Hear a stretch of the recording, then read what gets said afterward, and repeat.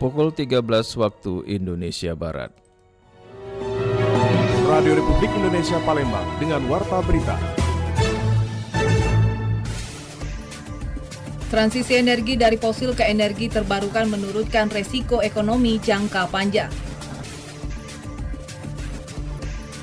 Hingga saat ini Embarkasi Palembang telah memberangkatkan 6.641 jemaah ke Tanah Suci.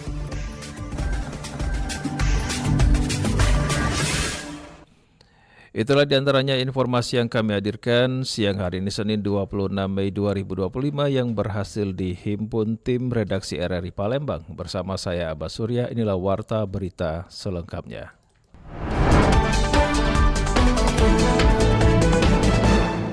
Pendengar, transisi energi dari fosil ke energi terbarukan menurunkan resiko ekonomi jangka panjang. Institut Essential Service Reform (IESR) menyebut manfaat transisi energi dari energi fosil ke energi baru terbarukan (EBT) dapat menurunkan risiko ekonomi jangka panjang. Manajer Komunikasi IESR Uliasi Simanjuntak mengatakan, adapun di antaranya harga listrik EBT lebih stabil dibandingkan energi fosil, seperti harga batubara yang cenderung fluktuatif. Harga batubara dunia yang meningkat akan mempengaruhi harga listrik dari PLTU batubara yang dapat naik hingga 4 kali lipat. Sementara harga listrik dari PLT energi terbarukan semakin menurun. Selain itu, dikatakan Uliasi dalam kegiatan IESR bersama sejumlah jurnalis di Palembang beberapa waktu lalu, resiko ekonomi jangka panjang lainnya dalam pemanfaatan transisi energi juga berdampak pada biaya kesehatan akibat polusi PLTU batubara. Transisi energi akan ciptakan lapangan kerja baru. Jadi kalau berdasarkan kajiannya IESR, jika Indonesia itu bisa capai net zero emission pada tahun 2050 itu akan ada 3,2 juta pekerjaan tercipta ya. Uli menyampaikan berdasarkan data IESR, jika penggunaan energi fosil batubara dihentikan lebih cepat sebelum 2040, dapat menyelamatkan 182.000 jiwa dengan menghindarkan biaya kesehatan sebesar 1.900 triliun rupiah akibat polusi udara. Kemudian manfaat transisi energi lainnya mendapatkan lapangan kerja. Uli mengatakan IESR mendata jika Indonesia mencapai net zero emission pada 2050, 3,2 juta lapangan pekerjaan akan tercipta. RRI Palembang, Nova Ariana melaporkan terus mengudara untuk Indonesia. Sepanjang tahun 2025, Ombudsman Perwakilan Sumatera Selatan mencatat telah menyelesaikan 100 laporan dari 226 laporan terkait layanan publik. Ombudsman Republik Indonesia Perwakilan Sumatera Selatan mencatat telah menerima 226 laporan terkait dengan layanan publik hingga pertengahan Mei 2025. Dari jumlah tersebut, 100 laporan telah diselesaikan, sementara sisanya masih dalam proses penanganan. Kepala Perwakilan Ombudsman Sumatera Selatan Adrian Agustiansa mengatakan bahwa laporan yang masuk berasal dari berbagai kabupaten dan kota, namun didominasi oleh masyarakat Kota Palembang. Aduan yang paling banyak dilaporkan meliputi persoalan infrastruktur jalan, layanan perusahaan daerah air minum PDAM, dan persoalan seputar sistem pengelolaan pengaduan pelayanan publik nasional SP4N laporan. Yang sudah selesai kita tutup itu hampir lebih kurang 100 lah. Lebih kurang 100. Yang sisanya berjalan, mungkin bulan ini kayak banyak juga yang bakal ditutup. Dan laporan yang masuk itu beragam. Yang kemarin memang awal-awal kemarin tetap yang pegang rekor itu masalah lampu jalan. Awal kemarin ya. Kalau sekarang kayaknya sudah mulai agak redo masalah lampu jalan. Terus masalah PDAM. Ia menambahkan dalam 1 tahun pihaknya rata-rata mampu menyelesaikan hingga 300 laporan.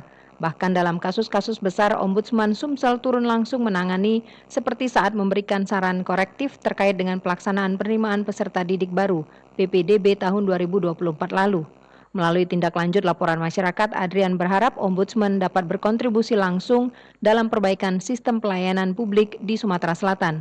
Ia menegaskan bahwa lembaganya akan terus berkomitmen memastikan terpenuhinya hak-hak masyarakat dari penyelenggara layanan publik.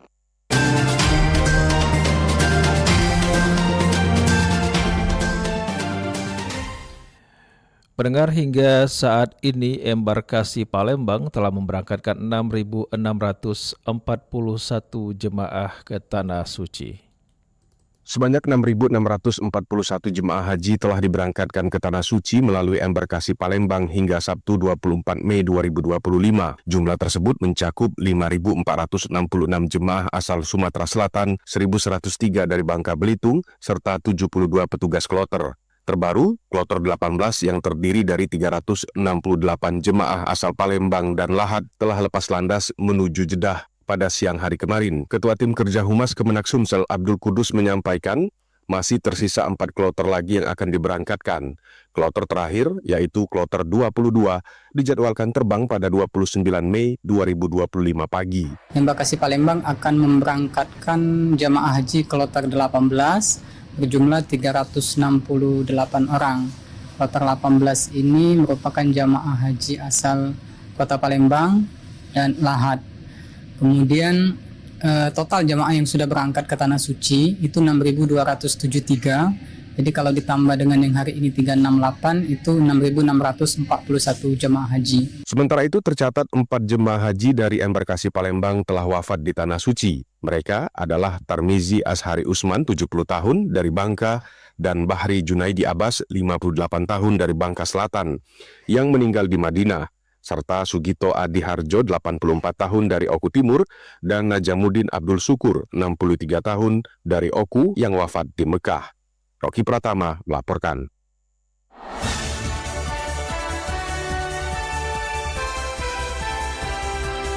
Warta Berita Radio Republik Indonesia Palembang.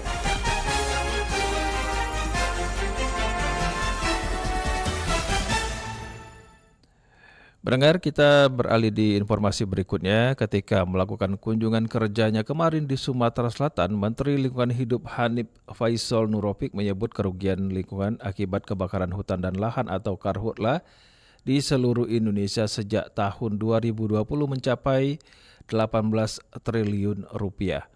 Hanif di Kabupaten Ogan Komering Ilir mengatakan pihaknya telah mengajukan tagihan atas kerugian lingkungan akibat karhutla kepada beberapa perusahaan pemegang lahan konsesi sejak tahun 2019 hingga 2023. Dan berdasarkan putusan berkekuatan hukum, tetap akumulasi nilai kerugian lingkungan dampak dari karhutla yang disebabkan oleh perusahaan-perusahaan pemegang konsesi ini mencapai 18 triliun rupiah dan akan terus ditagih kepada perusahaan-perusahaan tergugat tersebut. Hanif juga mengingatkan para pemegang konsesi jika kembali terjadi karhutla di area milik mereka akan dikenakan sanksi pidana.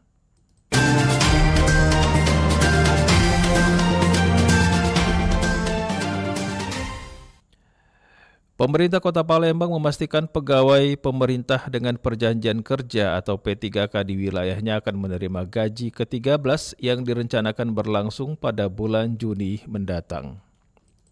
Pemerintah Kota Palembang menunjukkan komitmennya dalam meningkatkan kesejahteraan pegawai pemerintahan dan juga perjanjian kerja atau P3K melalui sejumlah kebijakan, termasuk pencarian gaji ke-13 yang direncanakan pada Juni 2025 mendatang. Sekretaris Daerah Kota Palembang Aprizal Hasi mengatakan, langkah ini sejalan dengan janji Wali Kota Palembang saat pelantikan P3K beberapa waktu lalu.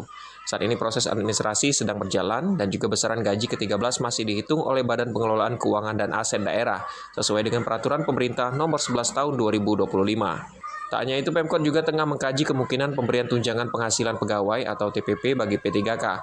Kebijakan ini masih menunggu kelengkapan syarat administrasi dan juga landasan hukum. P3K insya Allah paling cepat ya di bulan Juni akan kita bayarkan dari pemerintah Kota Palembang untuk seluruh rekan P3K. Jadi harus bersabar karena masih dalam proses administrasi dan paling cepat bulan Juni ini gaji 13 mereka akan diberikan. Kebijakan ini dinilai sebagai bentuk perhatian Pemkot Palembang terhadap para P3K agar bisa bekerja lebih optimal dan juga sejahtera secara finansial. Dari Jalan Radio, Heri Rizky RRI Palembang terus mengudara untuk Indonesia. Pendengar, aparat penegak hukum diminta tegas dalam menindak aksi premanisme maupun organisasi kemasyarakatan yang dapat mengecam investasi hingga pertumbuhan ekonomi. Aparat penegak hukum di Sumatera Selatan diminta untuk tegas dalam menindak aksi premanisme di Sumatera Selatan. Hal ini diungkapkan pengamat ekonomi Sumatera Selatan Dr. Ihsan Hadri tadi.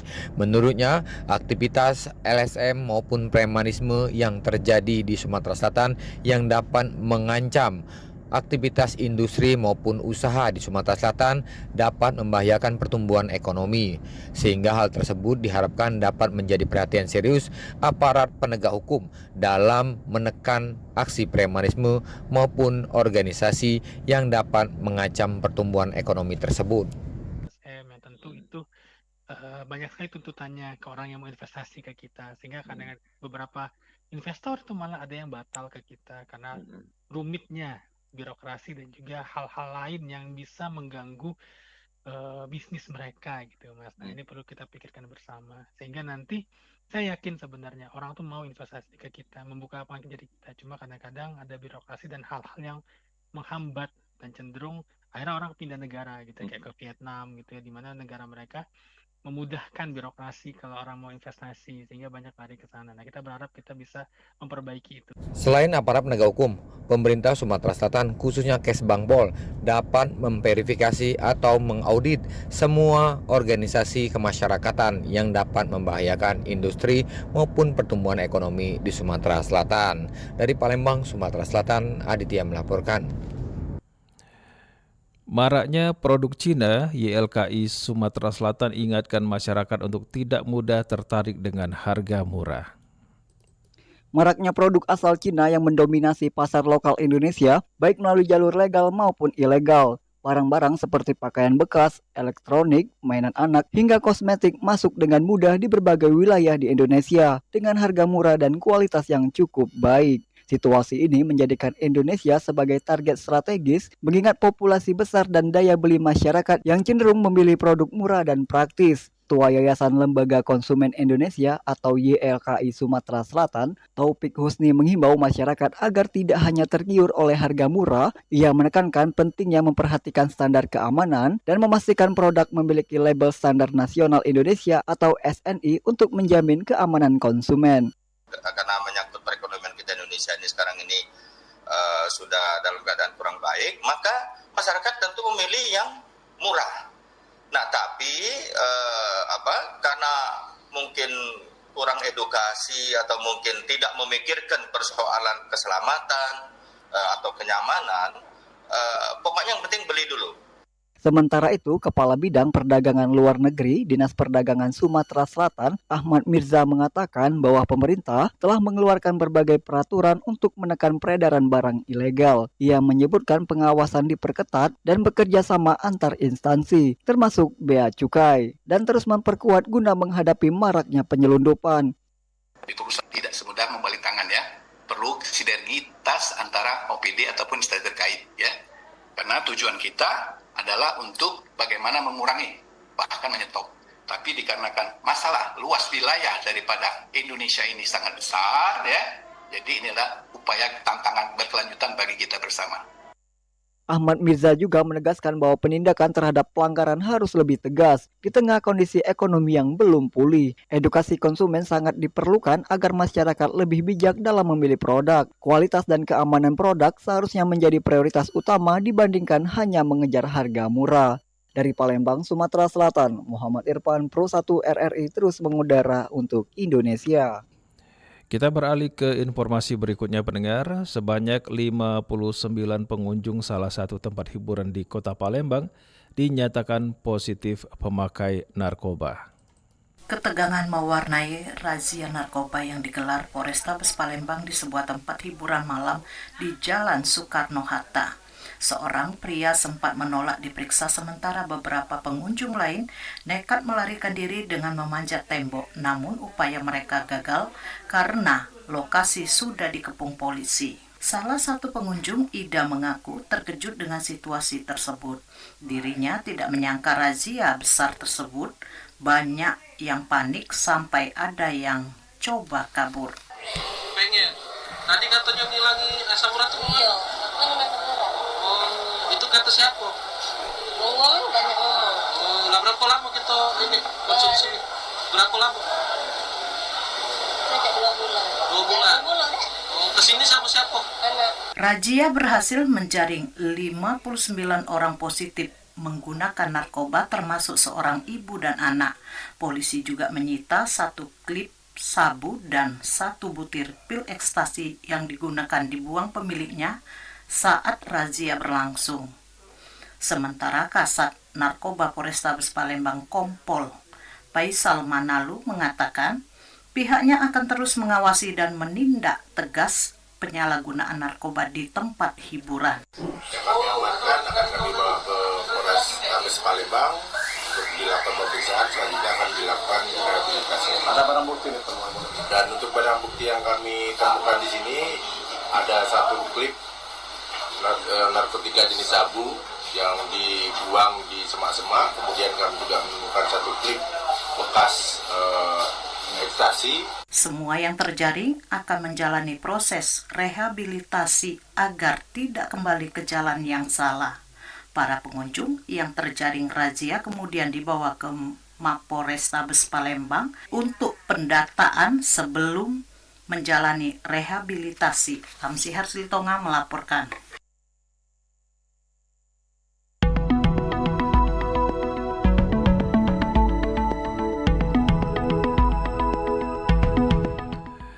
Informasi tadi mengakhiri Warta Berita siang ini, produksi Radio Republik Indonesia Palembang. Informasi lainnya dapat Anda akses melalui website kami di rri.co.id dan WhatsApp channel RRI Palembang. Juga ikuti media sosial terverifikasi kami, Facebook, Instagram, TikTok, dan X @RRI Palembang. Kami juga membuka ruang aspirasi bagi Anda untuk menyampaikan sejumlah persoalan dan peristiwa yang berada di sekitar Anda. Melalui WhatsApp di 0821 79279090 serta pesan chat melalui RRI Digital. Mewakili kerabat kerja yang bertugas, saya Abbas Surya. Terima kasih, selamat siang dan sampai jumpa. RRI terus mengudara untuk Indonesia.